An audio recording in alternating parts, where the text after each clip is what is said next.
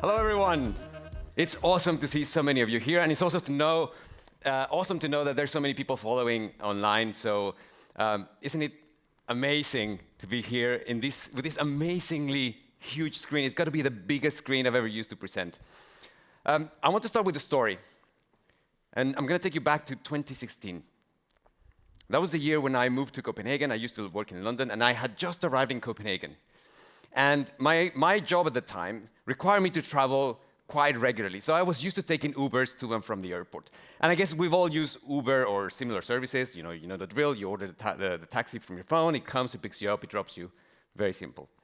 Well, what happened was that around 6 months after I arrived in Copenhagen, the Danish government decided that they were not going to have any more of this Uber thing. So they asked Uber to leave. That forced me to go back to using taxis. And, well, in one occasion, I had to go to the airport. I called a taxi. I wasn't sure if the taxi was going to arrive. Luckily, it did. And while I was on the taxi, I received a phone call from my boss. So I was deep in conversation on the back of the taxi. And the taxi arrived at the airport. The driver pulled onto the bay. I opened the door. I said, "Thank you very much." And I started walking towards the terminal. And the next thing that happened is the driver came out and said, "Oi! I've forgotten to pay." And it's not that I was trying to avoid paying. It's just the fact that I have become accustomed to the fact that when you're on a taxi, payment happens invisibly in the background. You don't have to worry about that anymore. And I put it to you that that's what's happening to our industry. We're being disrupted, but we're not being disrupted by our competitors. We're not being disrupted by the bank right down the street. We're in fact being disrupted by our customers. So my name is Chris. I used to work as the chief futurist of one of the biggest banks in the Nordics. And most recently, I started Nordic Fintech magazine, which is a media company that covers the fintech space across the 5 Nordic markets and the 3 Baltic markets. Now, what I want to share with you today is some lessons I've taken from speaking to over 100 fintech entrepreneurs in the course of 9 months. And the first one I want to start with is that the only thing that matters now in banking is customer experience. Technology has reached a point where you can basically use an API and get any feature that you want from a plethora of fintech that are out anywhere in the world creating these services. So the key differentiator is customer experience. So, and this is probably no surprise to anyone, right? But there's 2 things that are really driving this. The first thing is that customers have now come to expect a number of things, what I like to call liquid expectations, right? And they're expectations that are coming from other industries. And perhaps the first one is hyper-personalization. And I'm sure this is no surprise to anyone, but a great example I have for this is Nike, right? And what Nike does is that it allows you to design a shoe entirely from scratch. You go onto the platform, you can choose what color you want, the stitching, what material you want, the leather, the sole. You can even change the logo. By the way, I bought it, right? I know it looks like I designed it myself, but I didn't. But that kind of experience is now transcribing over to banking. And what we have now is that there's companies that are launching platforms that enable people to fully customize the kind of products that they have access to. Now, you might be saying, well, we've had a lot of customization for years in financial services. The difference, however, is that if you wanted to customize a product in the past, you had to design it, you had to store it, you have to configure your entire systems to be able to support it. The new way of doing this is through platforms that just provide the underlying foundation and enables customers to perform any permutations they want on services.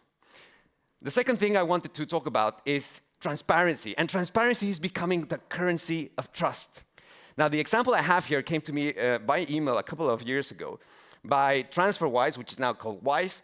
And I want to point it out because it was remarkable. They wrote to me saying, "Chris, we're really sorry to have to tell you that as of now, we're going to have to charge you €1 more per transaction."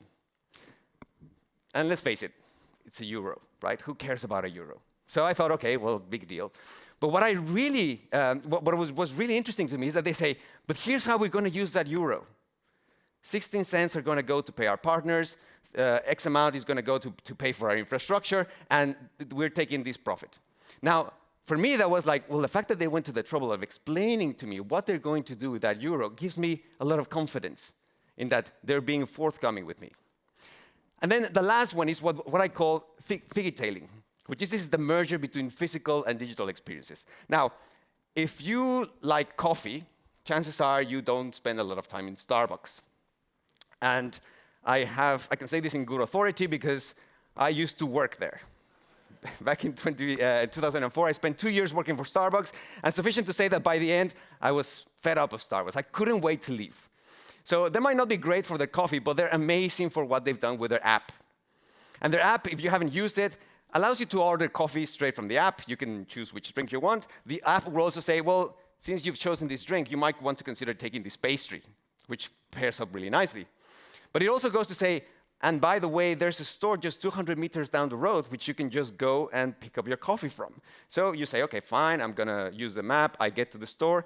You don't even have to worry about queuing or paying. The payment happens in the app. You just go, you pick up your drink, you pick up your pastry. But they've done some really clever integrations as well. If you like the song that's playing, if you like the song that's playing, they've got an integration with Spotify that allows you to keep listening to the song as you leave the store, so you can actually take the Starbucks experience with you as you walk out with your coffee and your overpriced muffin, right? Now, why am I telling you this? The reason why this is important is because these are the expectations that customers now have when they come and deal with banks. Now, there's also something that's happening with customers at a behavioral level. And this is really interesting. It's articulated in two main movements. One is the anti-work movement. You might have heard about it. There's also been talk about the Great Resignation, about younger generations that are saying, I do not want to follow in the steps of my parents, work until I'm 65, until I can retire. So I don't want to work. Or I want to do things that I'm driven and that I find purposeful. Combined with a second movement that's called the FIRE movement. Financial independence, retire early. Where we have also a whole bunch of people saying, well, I don't want to wait until I'm 65 to enjoy life. What can I do today? How can I change my spending habits today that would allow me to save enough for retirement so that I can retire at the age of 40? Now, these two movements are really impacting the way in which people think about spending money, about saving money, and overall about banking.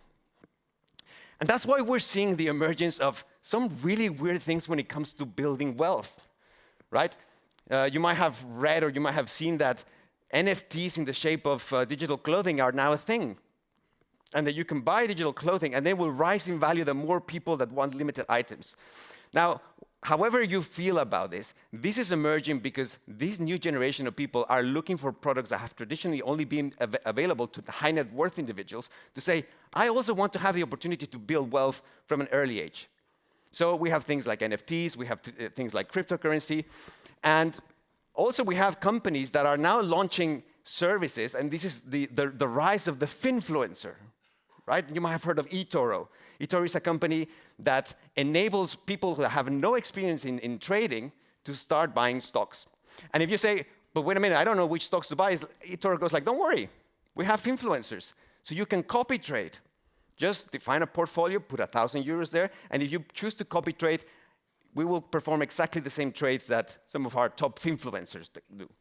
Right? We're seeing this happening because of this increased demand from mostly millennials and Gen Zers to say, we want access to products that are previously not accessible to us.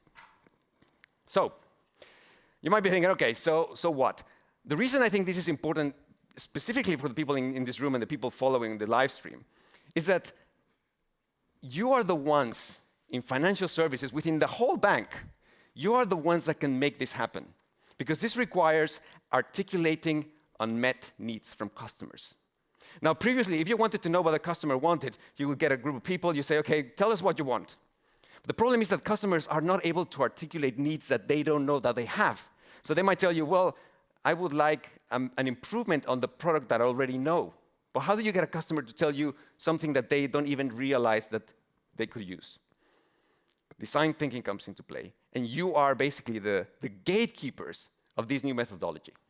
Now, the second thing I want to talk to you about is that we are seeing now a change also in the way in which the differentiating factors of the industry come into play.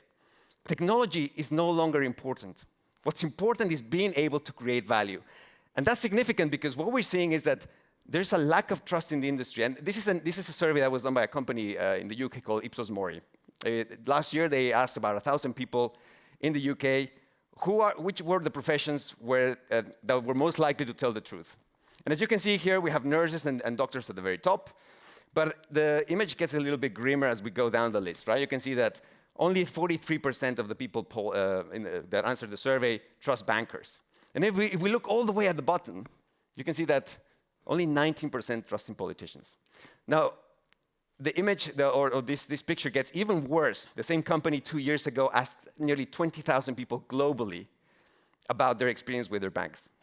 And you can see here that they were asking, is your bank reliable? Does it keep its promises? 30% strongly disagree with that statement. They asked, is your bank open, transparent about what it does? Nearly 40% strongly disagree with that statement. Perhaps the most shocking one is that 52% of the respondents to this survey said that they believe that if their bank could take advantage of them, it would. That's shocking. That's shocking. And the reason that's shocking is because Western society has been built on the ability for us to outsource trust from the individual over to centralized organizations. Things like the courts, the court system, the central banks, commercial banks even. What happens when trust starts to dissipate from these central institutions? And I posit to you that what we're seeing now is that while previously we were able to outsource trust from the individual over to central institutions, we're now seeing a move where we're now, thanks to technology, being able to move the locus of trust from central institutions over to technology. Now, please just, by raising your hand, show me who here has read the Bitcoin paper. All right, a minority. I strongly recommend that you read the paper. It's a 9-page paper that is extremely simple. It's beautiful and it's elegant, and even myself, who I'm not a technologist, could understand it. But what Satoshi Nakamoto, which by the way is not that guy, but what he was positing in this paper is that through technology, we now can create a system that is based on cryptographic proof instead of trust. What he was saying is like technology has reached a certain point in which now most of the monetary functions of the state can be outsourced onto technology. We no longer need to trust corrupt politicians or people with different interests. We can get technology to articulate that for us. And when we think about value, right, if we're talking about technology not mattering anymore, what matters is creating value. Cryptocurrencies are the way in which we're able to capture that value, which is why we've seen over 10,000 cryptocurrencies in circulation, each one trying to capture a different aspect of what people find generally valuable.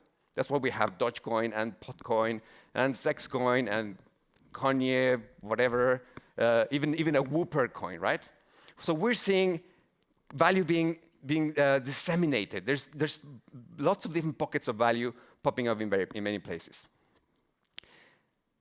And just lastly, this was a report that was published by ABN AMRO earlier this year that shows that the biggest pot of money that is going from venture capital into fintech projects is on crypto. And that's bigger than wealth management, that's bigger than payments, that's bigger than mortgages. Right? That's significant because that means that what venture capitalists are investing money in today, which will become mainstream in 5 years, is mostly related to crypto, to this new way of capturing value. And I want to show you a quick video that just illustrates how our perception of value is changing. Pay per laugh, the first comedy shows where you only pay for what you consume. We fitted each seat with a facial recognition system that detects the smile and proposed the following deal to spectators. Entrance will be totally free.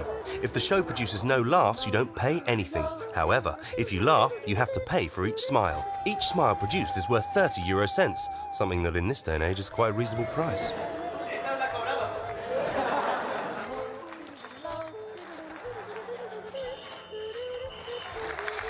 At the end of the show, the spectator could check their laughter account before paying and even share it on social networks. And so that no one would cry for having laughed more than they could afford, the maximum amount to pay was 80 laughs for 24 euros. The average price of the ticket increased by 6 euros. The system was covered by the main national media outlets, and this produced 35% more spectators. Each pay-per-laugh show produced 28,000 euros more ticket money than was normally taken. Currently, the system is being copied in other theatres in Spain. A mobile phone app was created as a system of payment, and the first season ticket was launched for the number of laughs, not shows. See, as consumers, we are no longer prepared to pay for stuff that doesn't really deliver value to us. And this is a great example of that, right? You only pay if you laugh. Now, the last thing I want to tell you about what I've learned from talking to all these entrepreneurs is that there's only one way of getting this change to happen in the market. And this is not about, it's not an evolution, it's a replacement. So traditionally, we build knowledge on a platform in which we say, okay, well, now we know more things, and we build into that. But the way that the industry is changing doesn't require an evolution of knowledge. It requires stripping out what we come to know works and replacing it. And that's really what Fintech is doing, also as well with many challenger banks and many neobanks. Now, does anyone know who this gentleman is? That's right, Mark Twain. And the reason we're quoting Mark Twain is that he said something that when I read it, I was like, this is just brilliant. He said, the best swordsman in the world, you know, someone who fights with a sword, the best swordsman in the world does not have to fear the second best swordsman in the world. The person he ought to fear the most is some ignorant antagonist who has never held a sword in his hand, who comes and does the thing that he's not supposed to do and ends up the expert on the spot. That, ladies and gentlemen, is what our industry is facing. We're having ignorant antagonists who have never held a banking license in their life, who are coming into our market and changing the rules of the game. Now, because I know that it's a little bit difficult to understand this sword analogy, I want to show you this video, which many of you would have seen before. This is an Italian cyclist, right? And see what happens here. This is the challenger. This is the fintech or the neobank, right? It's the ignorant antagonist that is doing what he's not supposed to be doing. And just watch what happens. Like, well, wait a minute, that's not how you ride a bicycle. And then off he goes. And then, look what's going to happen now. That's your incumbent on the motorcycle. That's your traditional banking provider with this clunky infrastructure, with this outdated technical architecture.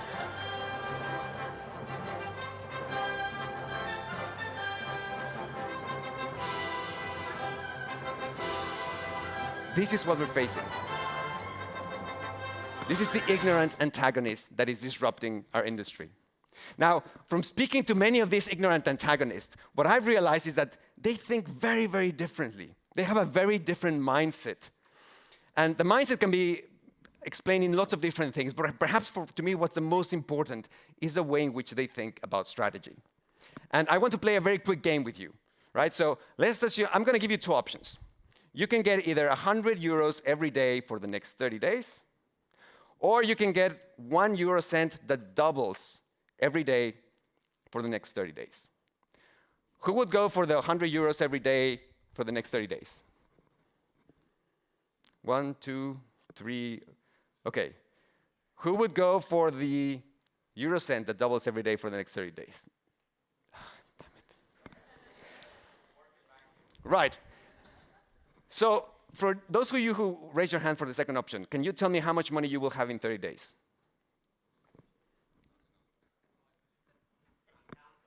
Uncountable. A more precise guess? More, okay, that's a good start. Right, the reason this is difficult is because our brains are very used to thinking linearly. You know, we can calculate that this is 3,000 euros, but when we have to calculate how much that is, we struggle. That is directly translated into how we do strategy. The answer is that over here, we'll get 10.7 million euros at the end of 30 days. And if I want to press the point, I could ask you, after how many days will option A be inferior to option B? Again, it's very difficult for us to calculate this, right? It turns out that it's only after 20 days that one becomes bigger than the other. Now, the reason this is important is because this is how incumbents think about strategy. We think we want to achieve double-digit growth, right? That's the mecca, double-digit growth. So we go and make some adjustments on our cash cows, we make some modifications on our products, we increase marketing. But that's not how the challengers and the new companies in the market are thinking. They think, okay, I'm starting now. How can I get to a level of growth in 5 years that will go from 0 to 10,000% or 1,000%, right? And this is the Netflix case. You know, Blockbuster was the dominant in the market. They were thinking, how do we get double-digit growth? And then Netflix was here like, okay, so what can we do? Where's technology going? Well, downloading speeds are not fast enough, but what if we build a delivery business on sending DVDs via post while things change? By the time that they reached this point, the inflection point was at such an accelerated pace that we all know what happened to Blockbuster.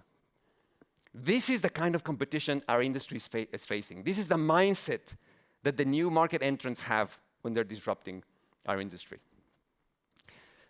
Very quickly, this is one of my favorite examples, Kakao Talk. Anyone heard of Kakao Talk? Okay, a few of you. Kakao Talk, it's a messaging app where you can send pictures of your breakfast to your friends. In Korea, they have over 85% market penetration, and at some point they said, we have an enormous captive audience. How else can we serve them? And then they said, I know, let's apply for a banking license. Why wouldn't you, right? They got the banking license, and within 3 months, they captured 45% of the personal loan market in South Korea. 45%. That's insane. But that's the result of a different mindset. Right. I told you earlier that the way in which you can that we as organizations can really address this is by unlearning, is by replacing knowledge. And unfortunately, unlearning is one of the most difficult things that we as human beings can do. We're very good at learning, and we're very good at building knowledge. But unlearning requires changing behavioral patterns, requires changing and challenging our preconceived notions and our beliefs. Alvin Toffler, an American futurist, said that the illiterate of the 21st century will not be those who cannot read or write. It will be those who cannot learn, unlearn, and relearn. I'm going to leave you with a short video, and then I'll be checking out.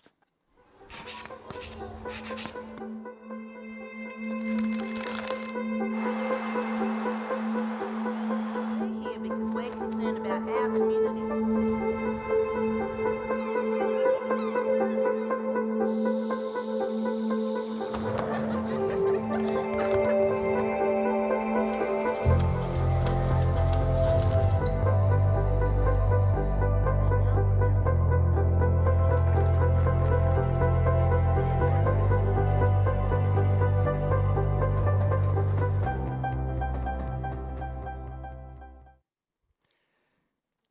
You are the only functions in financial services organizations that can help your colleagues unlearn. Thank you very much.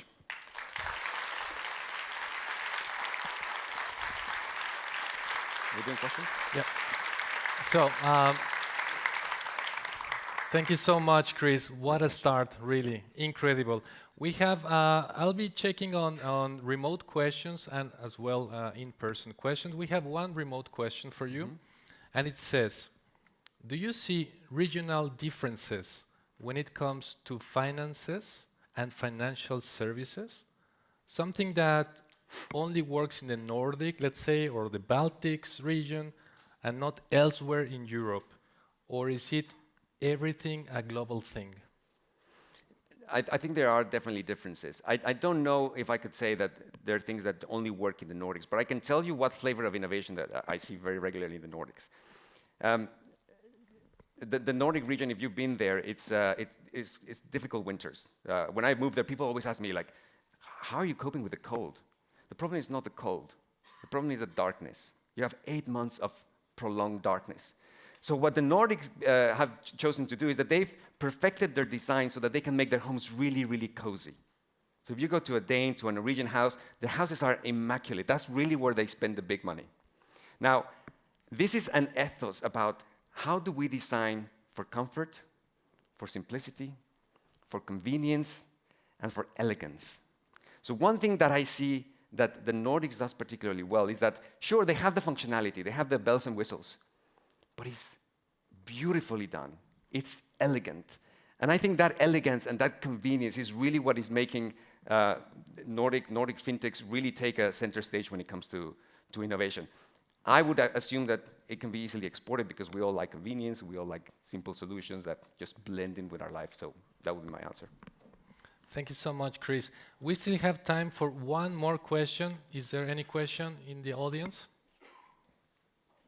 So we have prepared, yeah, that one. If we can get a microphone there, please.